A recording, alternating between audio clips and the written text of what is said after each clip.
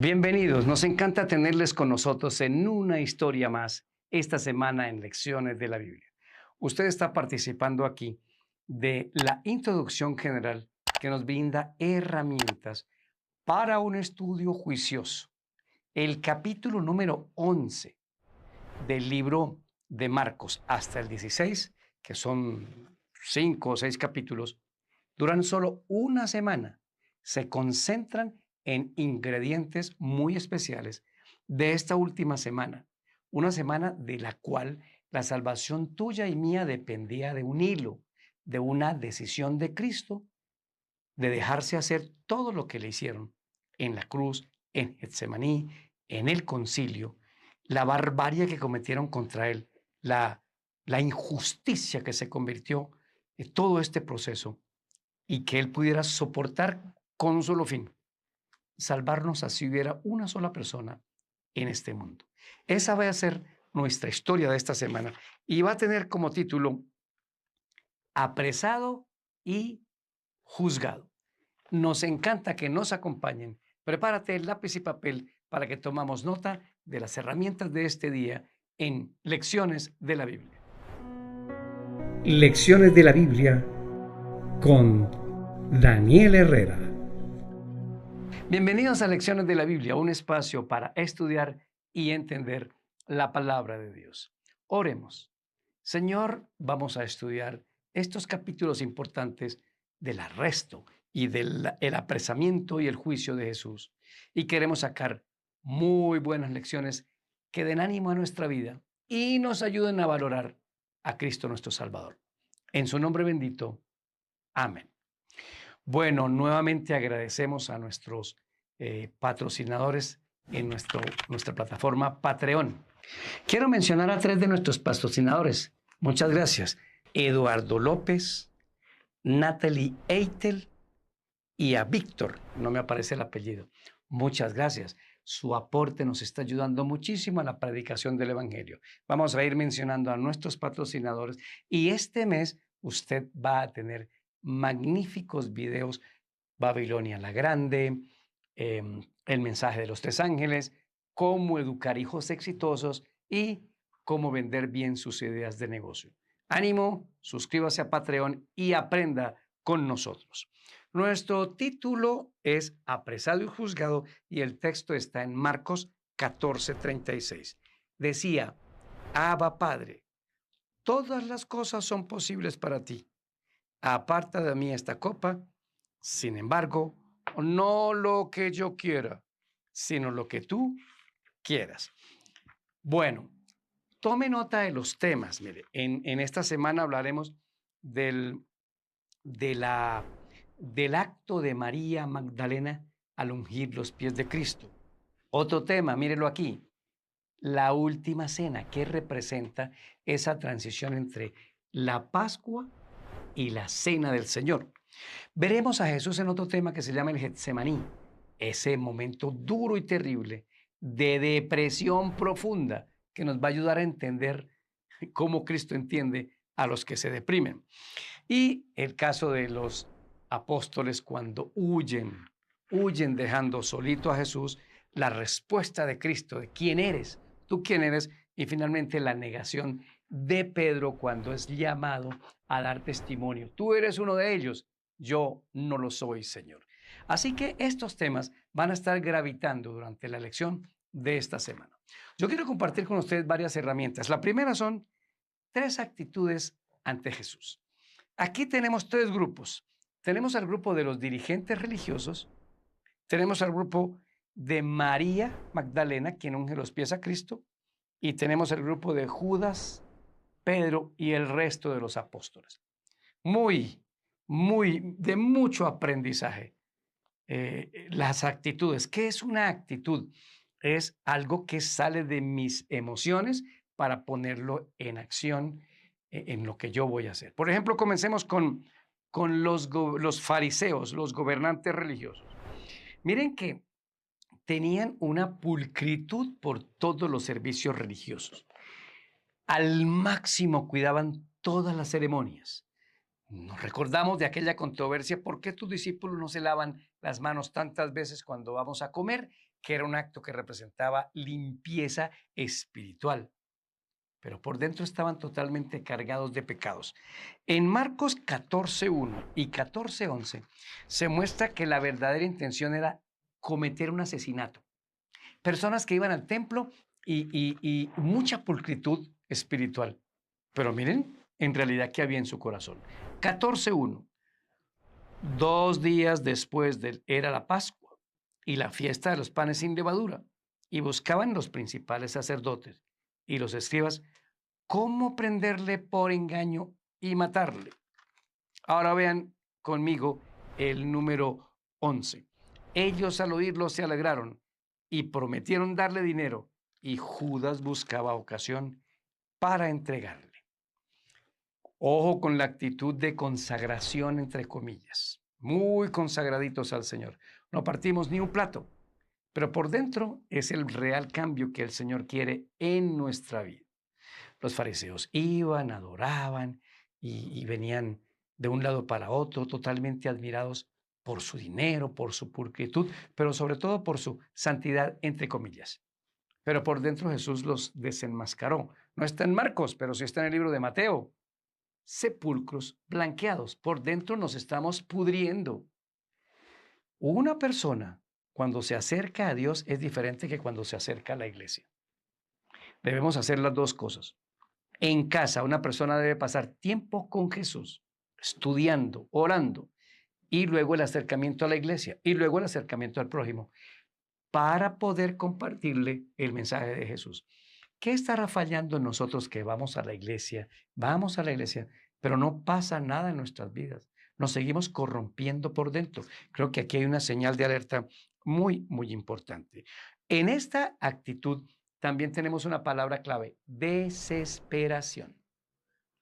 Se desesperaron tanto que buscaron a uno, o cuando Judas los buscó, no tuvieron, porque una abominación ante el Señor era la traición, y aprovecharon la debilidad de Judas, dinero, para traicionar a Cristo. Sobornaron testigos. Bueno, ¿qué es lo que está mostrando aquí? Esto primero es la actitud de los gobernantes judíos, fariseos y religiosos. Hemos de tener mucho cuidado, el dinero nos corrompe. Por dinero corrompido en la mente no devolvemos el diezmo y la ofrenda, buscando miles de excusas para hacerlo. Tranquilos, eso está claro en el Antiguo Testamento, eso continúa en el Nuevo Testamento. Todos iremos ante un juicio de lo que hemos hecho con nuestro dinero, si lo ponemos en Babilonia o en manos malavidas o en el lugar correcto donde debería estar. Cuidado, no es el manto de santidad que parece rodearme lo importante delante de Jesús. Lo importante delante de Dios es un corazón limpio, un corazón puro.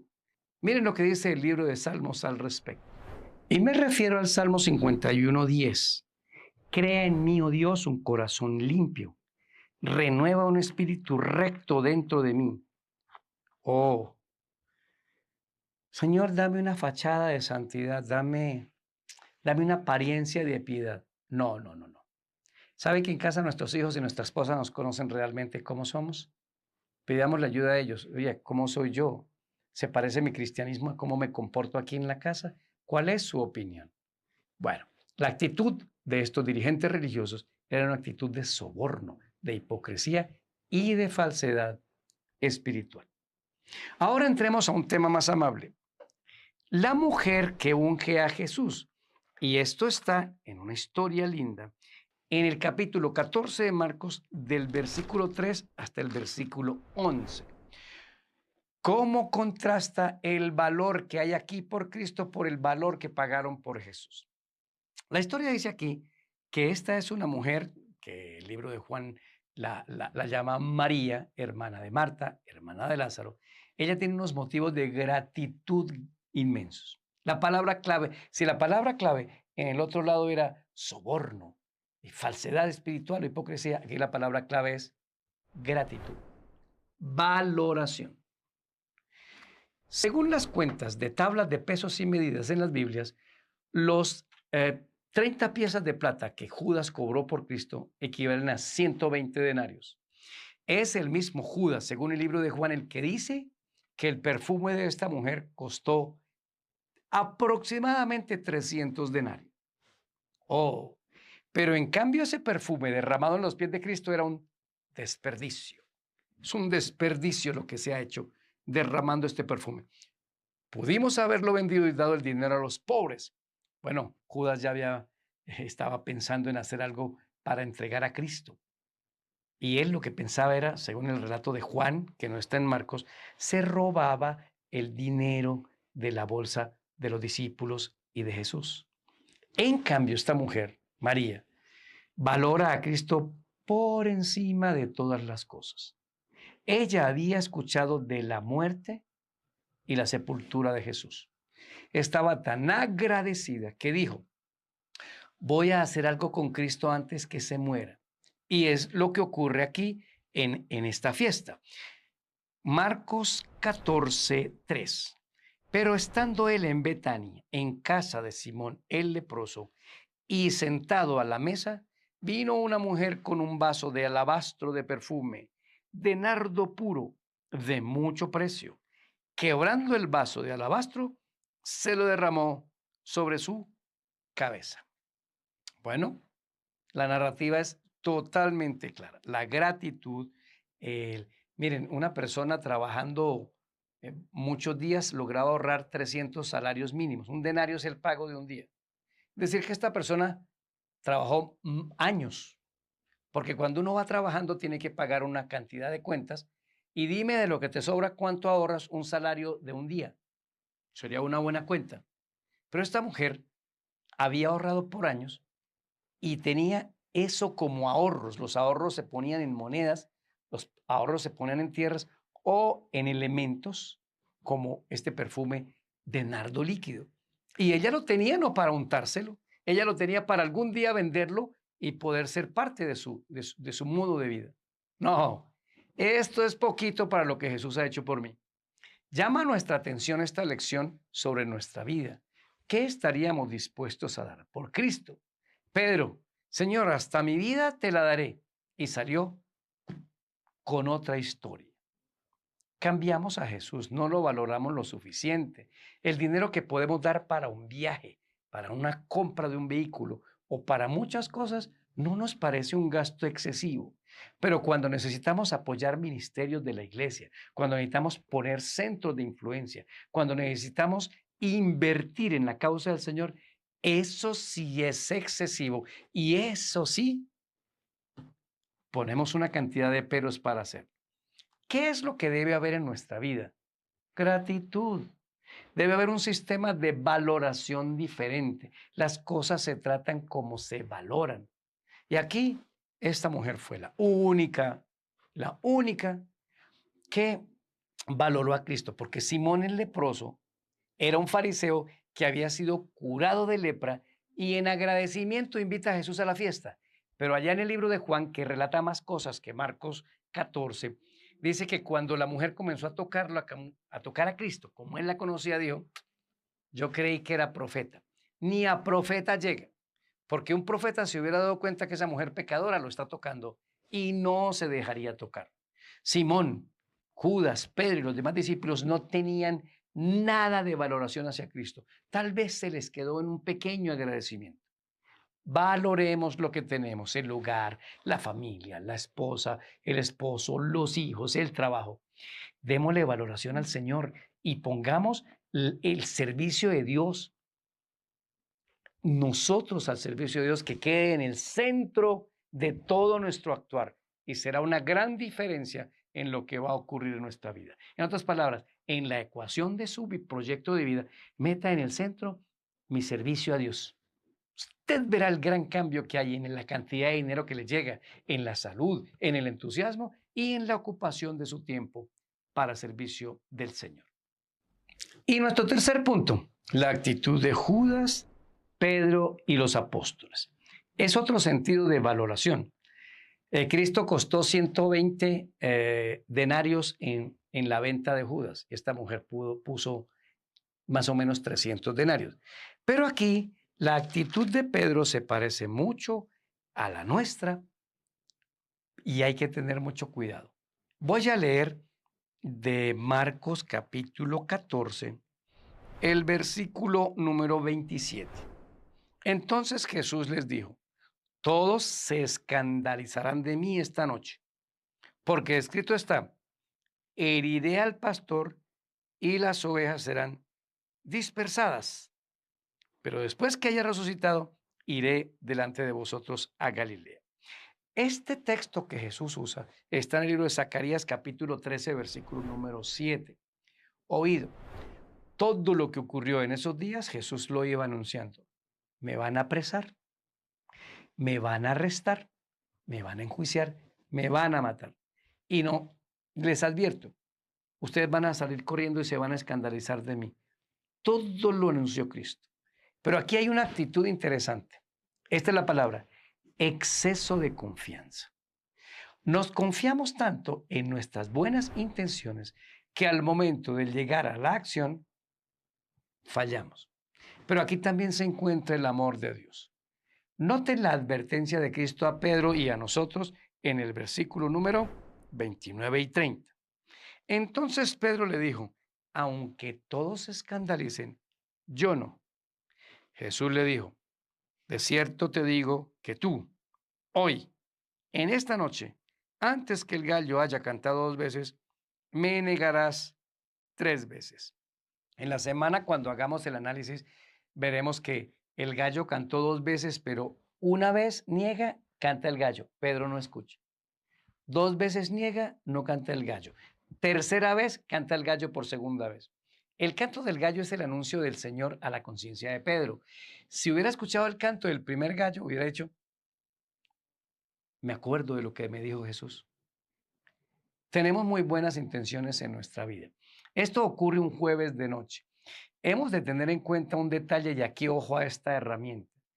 Cristo dijo: 3 días y 3 noches voy a estar en la tumba, y la gente comienza a hacer las cuentas como si fuera una interpretación de lo que hoy contamos como días y noches, como lo que contaban en el tiempo de Jesús. Es muy diferente las medidas de tiempo allá que aquí, porque Cristo hubiera necesitado morirse el miércoles o jueves para que dieran los 3 días y 3 noches. Y así no podemos interpretar la Biblia. Vean esta comparación. Los días, ¿cómo se contaban los días? Esto está en Génesis 1.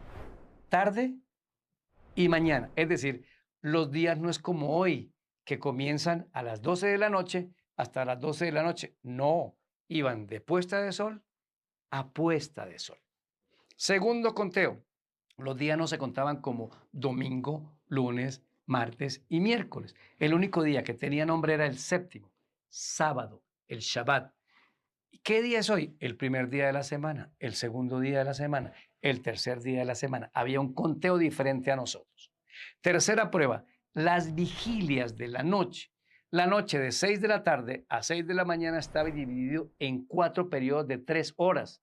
Primera vigilia, segunda vigilia, tercera vigilia y cuarta vigilia. Entonces, por favor, no intentemos contar los días de Cristo en la tumba como los contamos hoy. ¿Cuál es la solución aquí? Un pedazo de día ya era contado como un día completo. Eso era una costumbre judía. ¿Por qué? No lo sé. Esa era la costumbre. Cuando Cristo dice 3 días y 3 noches, se refiere viernes en la tarde, un día y una noche. Sábado, un día y una noche. El amanecer del domingo, como el domingo comenzó a las 6 de la tarde, lo contaban como un día completo, día y noche. Ese es sencillamente el conteo.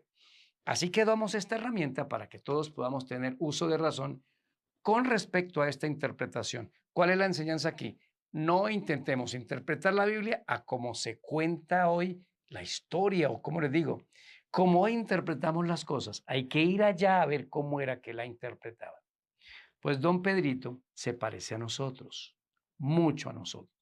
Yo te serviré, Señor. Yo te seguiré. Yo iré donde tú me mandes. Y les van a hacer un cambio para alguna parte, ruegan, suplican, le dan estrés y van al hospital porque allá no puedo ir a tener un servicio para el Señor. ¿Ven?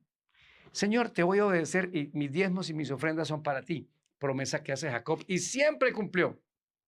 No, primero va la tarjeta de crédito, primero van las excusas, primero va la mala interpretación, no, que eso estaba en el Antiguo Testamento y que en el Nuevo no, cuando las verdades son progresivas y avanzan. Una verdad que ya está establecida, ¿usted para qué se la repite a su hijo tantas veces? ¿Qué hay aquí? Los discípulos huyeron, se escandalizaron, se fueron del lado de Cristo. Óyeme, hay que tener mucho cuidado con con Marcos 14, versículo número 29.